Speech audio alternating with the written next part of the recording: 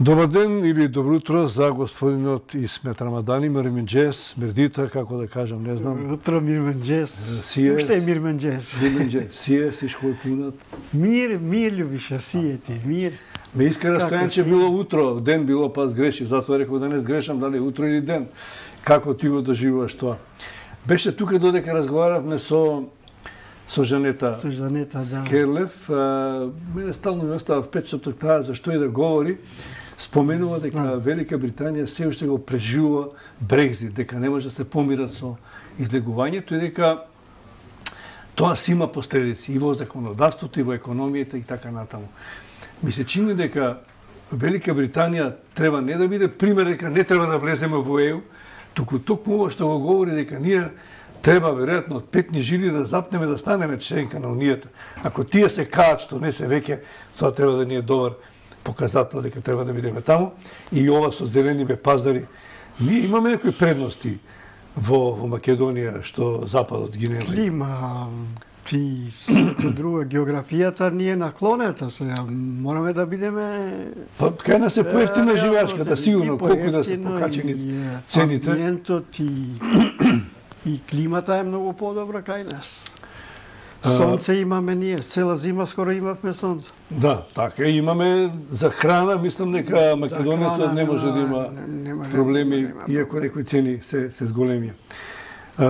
Господин Рамадани, вие сте искусен политичар, член сте на првиот парламентарен состав, поминавте многу и како личност, и како политичар, сега сте во Евроатлантскиот совет, ми се чини, но без разлика на се, вашето мислење секојаш дава една, како да кажам, споредба на минатото и сегашноста и затоа ве повикав да направиме еден пресек на тоа што на македонската политичка сцена се случува во контекст на оваа војна во Украина, која што почна и таа на некој начин заради желбите на украинските граѓани, украинскиот народ да бидат членка на НАТО и на Европската унија, она што ние го почнавме. Еве една година од војната во Украина. Може малку само да се навраќам да, на ми текна од минатото, еднаш примив една делегација, НАТО делегација како координатор на пратеничката група на ПДП. И тој што ја водеше делегацијата, прво се прошетале низ Македонија, контактирале со обични луѓе и меѓу другото ми вика вака, вие имате прекрасна земја. Второ, вие имате, вика, прекрасни луѓе. Меѓутоа, вие, јас викам, стоп, знам што сака да кажете. Вие немате добри политичари, добро лидерство.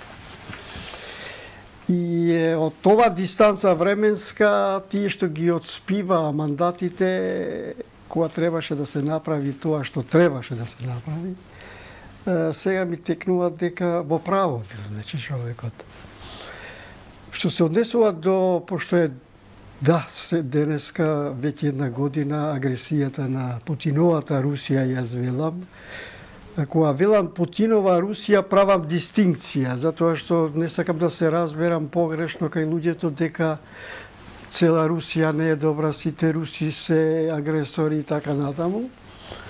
Меѓутоа, тоа е голем погрешен потег на Путин и на Русија и луѓето околу него, затоа што прво по се гледа проценката не е била како што треба. Тие мислеле дека за еден ден, значи 24-ти, 25-ти, во Киев да избега или да го фатат Зеленски и ќе заврши работата. Меѓутоа, тука се излажа. И чудно ми е како тие не знаеле и не ја проучиле историјата малку за украинците, дека не се предаваат така лесно. Не знам дали ја читале, ние ја читавме, а тие не ја читале книгата, односно делото на Горки, мислам, Тарас Бульба. Пошто познато е тоа, козаците какви биле, имат некоја историја и не можеш да ги покоруваш така лесно како што мислеше Путин. Еве една година наваму гледаме дека отпорот е голем. Другата погрешна проценка е тој мислеше дека Европа е поделена и сметаше на некој појави во Франција, да речеме, Ле Пен, Салвини, Мелони, па Орбан, па Јанша, па некои така авторитарни лидери, дека ќе бидат со него, ќе помогнат да се разедини Европската унија и не знам, може би не очекувал дека ќе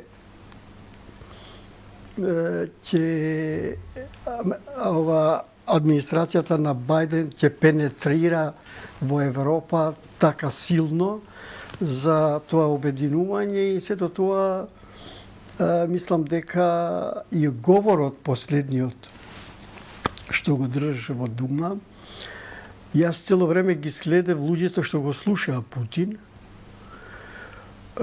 Доста загриженост, без разлика што тие така се преправат дека го поддржуваат, меѓутоа секој нормален човек не може да биде расположен и насмеан ако е во војна. Тоа е права војна. Токму заради тоа, господин Рамадани, инаку од Гоголјата разбујба, не од Горки, но се од Гоголј. За борбеноста на украинците. Тие се решени да се борат до крај, но сметате ли дека и Путин е решен да води војна до крај, условно, дека оваа војна ќе трае? Ќе трае затоа што многу малку се зборува, Љубиша, за некоја меѓународна мировна конференција. Се помалку, да, освен ова. Се помалку, беше малку ангажиран Ердоган тука со некои средби, Путин, Зеленски и тоа додека беше време, да, беше добра иницијатива, но пропадна. Сега па Ердоган има голема се слуша, своји проблеми. Па и изборите. Целата трагедија тектонска, што би се рекло. И не знам кој би можел дека сега да покрене. Се обидуваше нешто Макрон, мислам дека од Израел, се некои земји кои се предпоставуваше дека сепак има некоја нишка или така некои односи и со Путин и со Русија, но сето тоа пропадна и сега веќе е влезено робусно, агресивно во варијантата војна. Колку оваа војна на некој начин Русија што ја води во Украина се рашири со овие хибридни закани. Колку политички влезе во Македонија? Колку македонските политички партии и албански македонски се отпорни на влијанието на руското влијание? Јас имам некоја информација, може би, да, мислам дека е потврдена. Постои еден така наречен баталион во Санкт Петербург. Руски, така го вика тоа како баталион, кој работи на овие фейк ньюс, дезинформации, пропаганда. И центарот е од таму, меѓутоа после не им е тешко тоа да се дистрибуира тој сприт, значи преку Србија кај нас, преку Бугарија кај нас. И ние подлегнуваме затоа што но тоа не може ако нема база и во земјата, некој што ги прифаќа тие теории, така и некоја знаете како каде е базата? Мислам, во одредени структури кои во секоја ситуација малку ми се контраверзни, Љубиша. Токму тие кои беа најгласни за таа античка Македонија, да речеме, антички македонски, сега токму тие се најгласни за панславизмот и православието. Одеднаш, значи, тие 10 години, нели цело време со тоа што не однесува 4 века пред нашата ера, сега се тие панслависти и тие ги примаат тие лажни вести и ги дистрибуираат, а во исто време сами се убедени дека така е. Понекогаш мислам посебно на поедини интелектуалци, ајде партиски структури, секогаш имало јастреби, радикални, така натаму.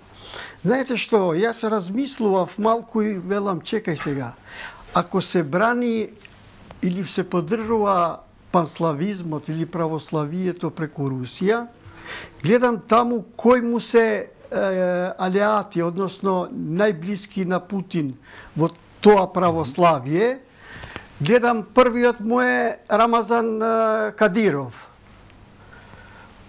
Иран со Ајатула Хамнеи или Северна Кореја.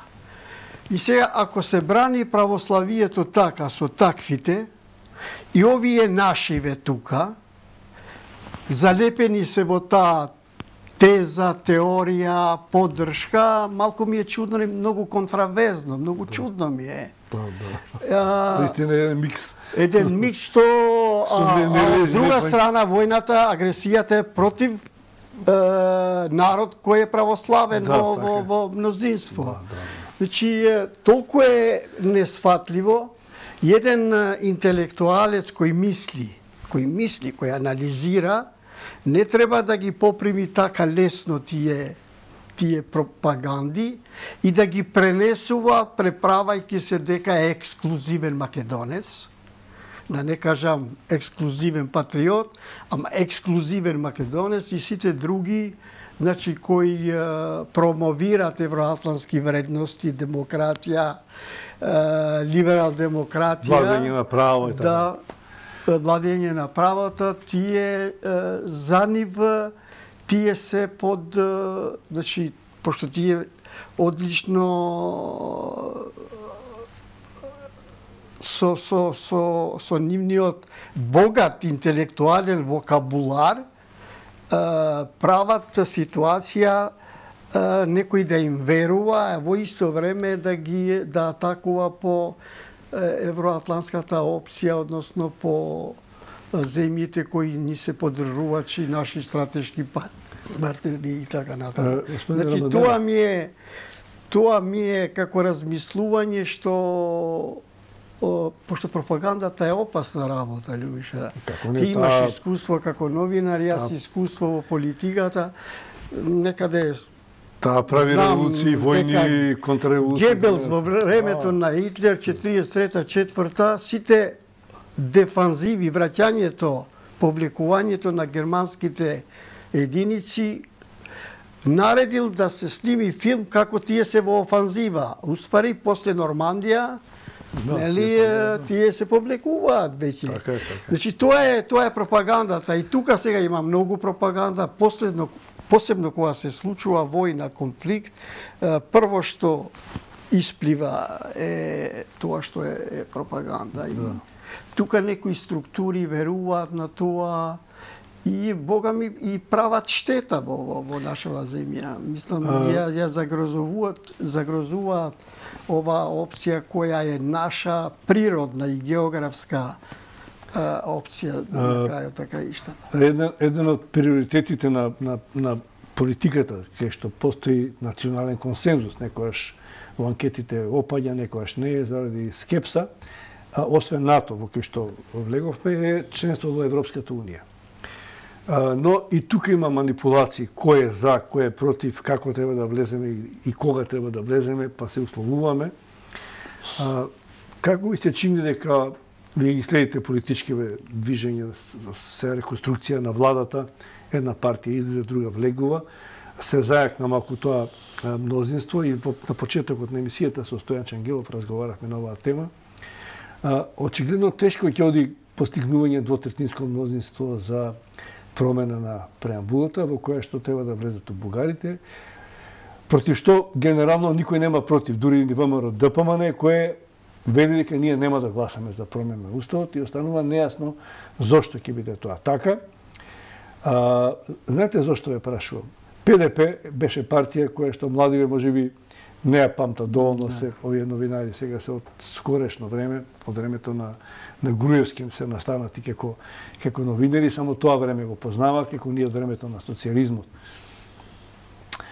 ПДП по нешто што се памети, освен со генерално со битката што ја водевте за правата на албанците, за демократизација, беше пратеничка група која што беше најхомогена, најинтелектуализирана и која што имаше став што беше различен од ставот на лидерот на партијата. Дори се издвоивте на некој начин од тој аспект. Парламентарната група. Од тогаш наваму не можеме да видиме таква парламентарна група и сега кога велат владеачката партија власта, кога вели ние водиме разговори дека дел од пратениците на ВМРО да поманеме, можеби ќе гласат по своје убедување против одлуката на лидерот. Можно ли е такво нешто да се случи? Како тогаш вие како парламентарци формиравте мислење што е различно од ставот на партијата? Колку е тоа битно за интересот на државата, да се биде поединечен, да имаш дигнитет како личност? Можат ли да се најдат такви пратеници во ВМРО да помане? Прво, што е потребно за тоа? Не знам, можеби моето присуство тука и добро што се навраќаме, ако тоа служи како пример, добро и да се навраќаме во тие времиња. Прво, ние како парламентарна група, затоа што одредено време бев и координатор на пратеничката група на ПДП, ние никогаш на пленарни седници не сме оделе без да држиме координација, односно пратеничката група да анализира за своите постапки во парламентот и понатаму. И тогаш имаше ситуации кога ние мислевме дека подобро е да зборуваш на говорницата во парламентот, него да излезеш и да викаш, односно да викаш во Битпазар или некаде друго. Затоа што бевме свесни, знаевме дека настапите, говорите од парламентот, од говорницата на парламентот ќе бидат многу повлијателни во тоа што значи институционално покажување, докажување на тоа што ни беше како намера, односно како визија. Но немавте стално директиви од лидерот. Не. Вие си тестувавте. И понекогаш и кога имавме директиви, ние го викавме во парламентарната група лидерот. Не знам сега овој лидер Мицковски дали оди во парламентарната група. И за одредени негови видувања, кои беа персонални, се разбира, индивидуални, знаеш како лидер, да, мисли дека се знае, се може, ти мафтат луѓето, мислиш дека секој е врзан за тебе и ние уште една анализа и понекогаш тие состаноци беа и нервозни, се разбира. Се разликувавте во? Меѓутоа се разликувавме во ставови по однос на некои работи и затоа и беше многу цената парламентарната група не само внатре тука, туку цената беше и од партнерите, мислам, дали тоа преку амбасадите тука што беа присутни, преку нашите посети, дали во Конгресот амерички, дали во Белата куќа, Сенат, Брисел, ни поверуваа некако и тие дека овие наши барања, наши ставови се нормални, затоа што баравме образование, баравме јазикот да ни се почитува и така натаму и други работи. И дури, лични искуства имам, во тие паузи од парламентот надвор сум имал прилика граѓанин македонец или македонка да ми пружи рака, сакам да те поздравам, со одредени твои ставови не се сложувам, ми вика, меѓутоа начинот како ги искажувате ставовите, тоа многу ми се допаѓа. Значи, луѓето не прифатија и тоа е начин. Сега Ве разбирам, но битно ми е како споредба односот парламентарна група, лидер на партија. Бидејќи и тогаш вашиот лидер не беше член на парламентот, како што е на ВМРО ДПМН, да речеме сега. Да, после со доаѓањето на Абдурахман Алити и лидерот беше. Тие релации, колку успевавте да соработувате, а колку успеавте да наметнете ваше мислење и колку вашите индивидуални ставови беа важни. Дали сега е можно така? Дали гледате дека... Не, таму тогаш морам да признам дека не бевме сватени колку што треба, условно кажано, од македонските политички партии, како ПДП, и тоа што ни представуваше голем проблем беше мајоризацијата. Ти имаш ставови, може да ти рече дека добрите се ставовите, меѓутоа при гласање ние бевме 23. И тука застанаваме. Како лидерот ваш реагираше на вашето делување?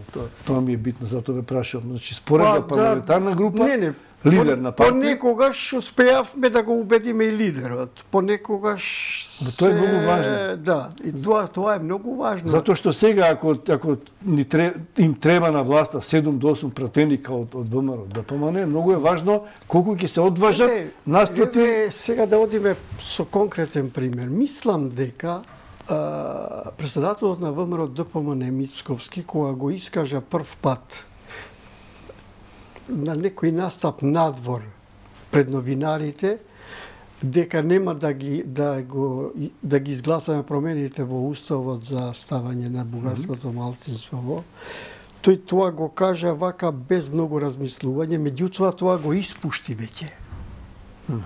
И после тоа он имаше една средба каков е извршен комитет нивен. Да. Јас имам информации дека во тој извршен комитет за ова изјава бил многу критикуван од одредени негови во извршниот комитет, затоа што он прерано тоа го испушти. И кога играш политички high level, значи лествицата ќе се подигне горе, и после да ретерираш, иако има обиди да ретерира, имаше кога рече дека ако гарантира некој и така натаму, меѓутоа тоа е многу прозирно, и во ВМРО ДПМН имаш, јас би рекол, интелигентни политичари кои знаат да анализираат, без разлика што понекогаш се со радикални ставови. И сега Мицковски се наоѓа во една ситуација која ќе мора да ретерира. Јас неколку пати сум го кажал и во други студии, он прво не треба да смета на тоа да му дезертираат 6, 7, 8 пратеници, него е најдобро да го изгради ставот во партијата. Односно, со парламентарната група да седне и да се убедуваат, нека биде и жестока расправата, меѓутоа пред граѓаните, пред меѓународната заедница треба да излезат со некои алиби дека сепак успеавме да добиеме некакви гаранции, затоа што се очекува сега посета на Макрон, ќе дојдат и други лидери европски, може да оди до председателот на народните партии, Доналд Туск беше, мисле, чини. Па се смени сега, знам, беше... Како и да, е лидерот на народните партии.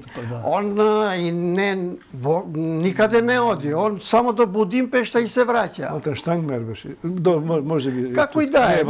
Туск беше едно време... Тој што е авторитет за народните партии. Ама народните партии се... Најголеми во не во Европска унија доминира. Да, па најголема партија. Да, најголема партија. И он треба да работи, ако он искрено нека биде ексклузивен македонец, нека припаѓа на тоа, другите не се, меѓутоа ако си ексклузивен, тогаш мораш да бидеш понекогаш и инклузивен со некои предлози кои одат во интерес на државата, во интерес на граѓаните. Затоа што мислам дека преголем е товарот за ВМРО ДПМН, ако заедно со Левица го земе тој товар да го кочи патот, односно да ја кочи интеграцијата, членството во Европска унија, посебно во овие констелации што ги спомнавме политички. Се обединува Европа, се обединува демократскиот свет. Во тоа обединување веќе многу се повеќе наклонети да ни помогнат Западен Балкан, регион и така натаму. И не смееме ние да одиме со деструктивни постапки, со тоа што за инаед нема да гласаме, зашто Бугарија ни прави ова, ни прави проблеми. За инаед нема да гласиме затоа што не праша овие од СДС или премиерот. Политичарот не треба да расудува многу во политички одлуки со инаед. Затоа што со инаед погрешни може да бидат одлуките. Тоа ми е. Јас би ги посоветувал тие да размислуваат добро, затоа што не верувам дека ќе можат да истраат во негација, односно во тоа што се случува во регионот. Ние имаме пример, да речеме, кога еден Вучич, авторитарен во Србија, полека, дури и со солзи во очите, образложи некои работи пред неговиот парламент, каде што има опозиција и таму радикална, прерадикална, меѓутоа видел човекот дека нема чаре да... И тоа за доброто на Србија, он вели, за доброто на граѓаните. Истото му се случува на Албин Курти во Косово. Значи, еве, кога 27 ќе бидат таму, значи ќе припатат еден компромис кој им е пишан, ќе им се остави на маса, ќе подпишуваат најверојатно. И така што не смееме да се однесуваме надвор од тоа што се случува околу нас, малку подалеку од нас, зашто си лидер. Треба да имаш визија, треба да планираш што понатаму, што ќе стане со државата. Затоа што државата во изолација, државата со лоши односи со соседите, држава со лоши односи меѓуетнички, меѓупартиски богами. Ова што се случува СДС ВМРО ДПМН, тоа е никаков, не е добар пример во културна политичка комуникација. И ако одиме со некој радикализам, со прегорена, односно преголема желба за власт, јас себе да ви кажам, читам понекогаш паметни луѓе што кажале. Јас знаев дека Алберт Ками рекол дека надежда умира последна. Меѓутоа, дознав дека Томас Хобс кажал, тој што бил на власт, од желбата негова за да се врати на власт, умира последна. Значи, овие се моменти кои треба да се имаат предвид за кои што кажувате. Сега за малцинството, ова што се случува не знам дали колку имаме време. Па завршувам. Уште една реченица, две. И ова што се случува во собранието, во парламентот, со овие репликата, па додавам уште нешто. Тоа не е поигрување со тие што имат мнозинство со владата. Тоа е поигрување со обичните граѓани.